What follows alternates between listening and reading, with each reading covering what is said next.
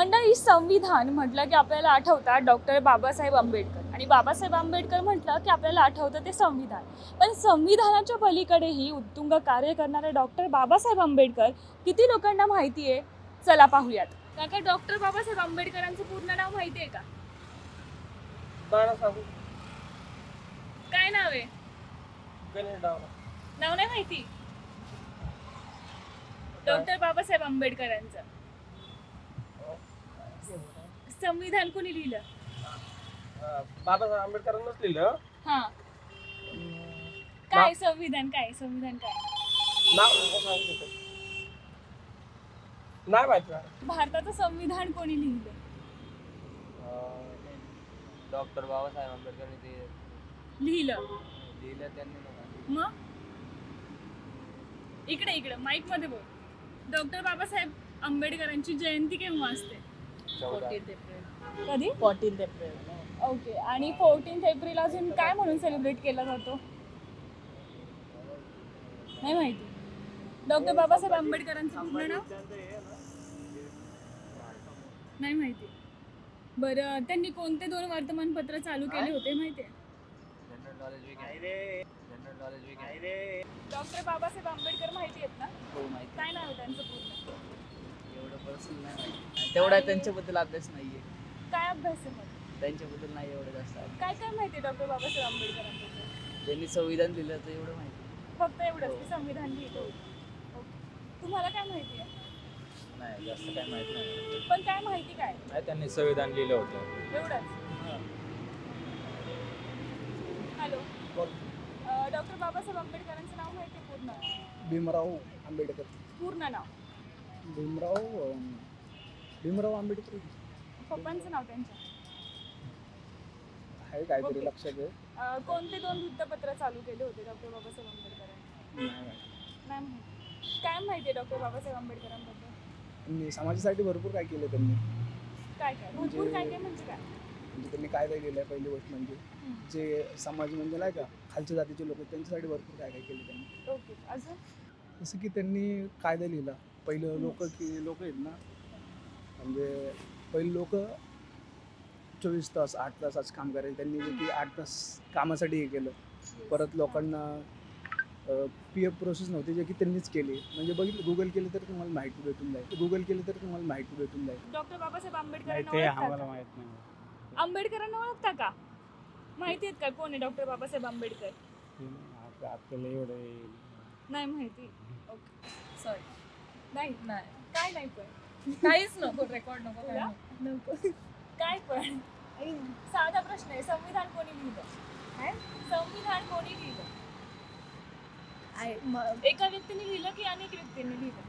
Constitution. Sorry, संविधान नाही, constitution. Multiple लोक होते ना त्या प्रोसेस. ओके. मग शिल्पकार कोणाला म्हणतात? शिल्पकार म्हणजे जो की त्या मी प्राइमरीली हिंदी स्पीकिंग. ओके. तो ठीक है, चलो ये बताओ कि डॉक्टर बाबासाहेब आंबेडकर ने कौन से 2 वृत्तपत्र चालू किए थे? मी इतकं नाही न्यूजपेपर. तू मराठीत बोलतीये, हिंदीत प्रश्न विचारायचा. मला मराठी बोलता येते, कळत नाही जास्त. ओके. बट न्यूजपेपर पता है कौन से किए थे चालू? ते एवढं मी लक्ष नाही दिलं. डॉक्टर बाबासाहेब आंबेडकरांनी कोणते 2 वृत्तपत्र चालू केले होते? बाबासाहेब आंबेडकर नाही सांगता. नाही माहिती. बाबासाहेब आंबेडकरांचं पूर्ण नाव काय? डॉक्टर बाबासाहेब आंबेडकर, भीमराव आंबेडकर. पूर्ण नाव?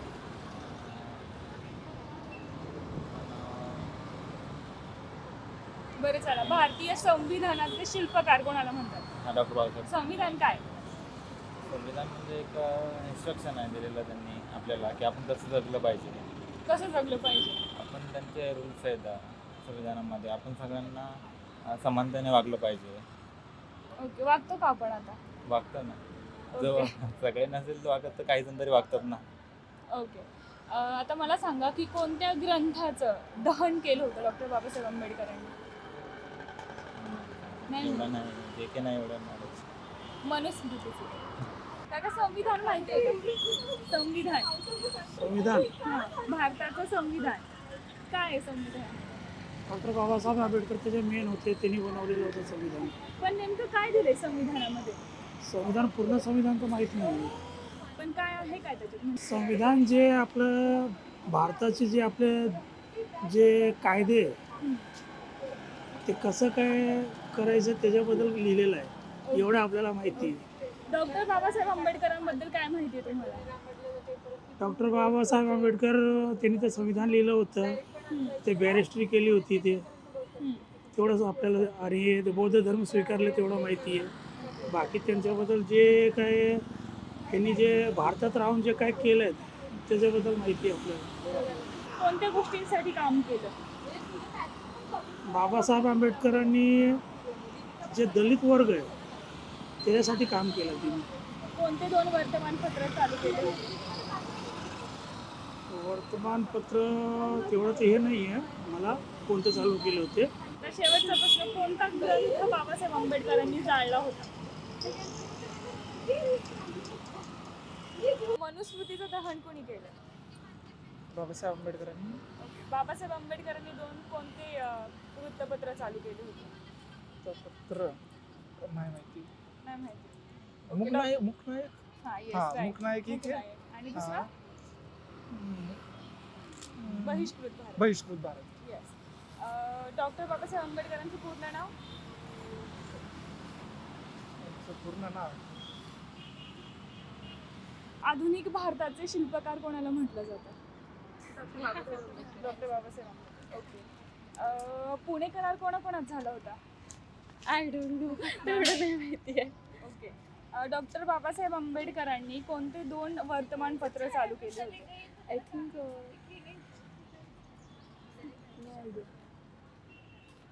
नाही माहिती. तुम्हाला? नाही माहिती. तुला?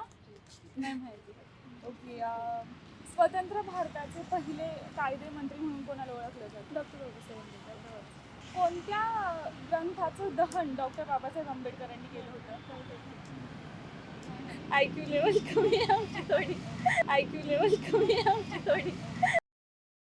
Why the elections are very important? No.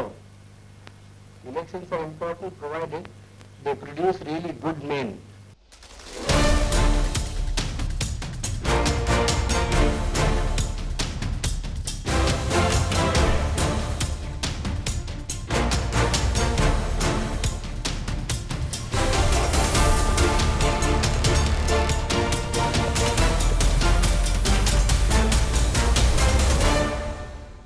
British भारताचे मजूर मंत्री, स्वतंत्र भारताचे पहिले कायदेमंत्री, भारतीय न्यायशास्त्रज्ञ, अर्थशास्त्रज्ञ, समाजसुधारक आणि राजकीय नेते या सगळ्या बिरुदावली समोर जोपर्यंत संविधानाचे शिल्पकार असं आपण म्हणत नाही तोपर्यंत आपण बाबासाहेब आंबेडकरांबद्दल बोलतोय हेही अनेकांना समजत नाही.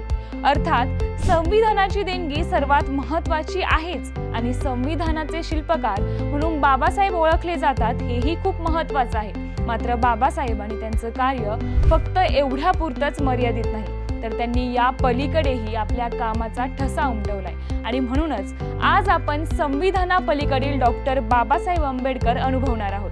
नमस्कार, मी प्रज्ञा आणि न्यूज अनकटच्या स्पेशल रिपोर्टमध्ये तुमच्या सगळ्यांचं मनपूर्वक स्वागत. मंडळी, सुभेदार रामजी मालोजी सकपाळ यांच्या घरी 14 एप्रिल 1891ला 14वं आणि शेवटचं अपत्य जन्माला आलं आणि ते म्हणजे बाबासाहेब डॉक्टर भीमराव रामजी सकपाळ. मग ते आंबेडकर कसे झाले हा प्रश्न तुम्हालाही पडलाच असेल. त्याचं झालं असं, महाराष्ट्रातील रत्नागिरी जिल्ह्याच्या मंडणगड तालुक्यातील आंबडवे या गावात सकपाळ कुटुंब राहावयास आलं. कोकणासह महाराष्ट्रातील लोक पूर्वी आपलं आडनावच आपल्या गावाच्या नावावरून ठेवत असत आणि त्यात शेवटी कर शब्द जोडण्याचा प्रघात होता. त्यामुळेच बाबासाहेबांचं आडनाव सकपाळ असताना त्यांचे वडील रामजी यांनी 7 नोव्हेंबर 1900 रोजी साताऱ्यातील गव्हर्नमेंट हायस्कूलमध्ये आंबडवेकर असं आडनाव नोंदवलं. साताऱ्याच्या या शाळेत भीमरावांना शिकवण्यासाठी कृष्णा केशव आंबेडकर नावाचे शिक्षक होते. शाळेच्या दप्तरात नोंदवलेलं भीमरावांचं आंबडवेकर हे नाव उच्चारताना त्यांना थोडंसं आडवं तिडवं वाटत होतं आणि म्हणून तू माझं नाव स्वीकारतोस का असं त्यांनी भीमरावांना सुचवलं. त्यावर भीमरावांनीही होकार दिला आणि मग आंबेडकरांची नोंद झाली. तेव्हापासून त्यांचं आडनाव आंबडवेकरांचं आंबेडकर झालं. सामाजिक, राजकीय, आर्थिक, शैक्षणिक, धार्मिक, पत्रकारिता, कायदे अशा विविध क्षेत्रात आपल्या अमोघ वक्तृत्वानं आणि कुशल नेतृत्वानं डॉक्टर बाबासाहेब आंबेडकर यांनी दीन दलितांच्या, श्रमिकांच्या, विस्थापितांच्या, शोषितांच्या अंधकारमय जीवनाला प्रज्ञेचा संदेश दिला.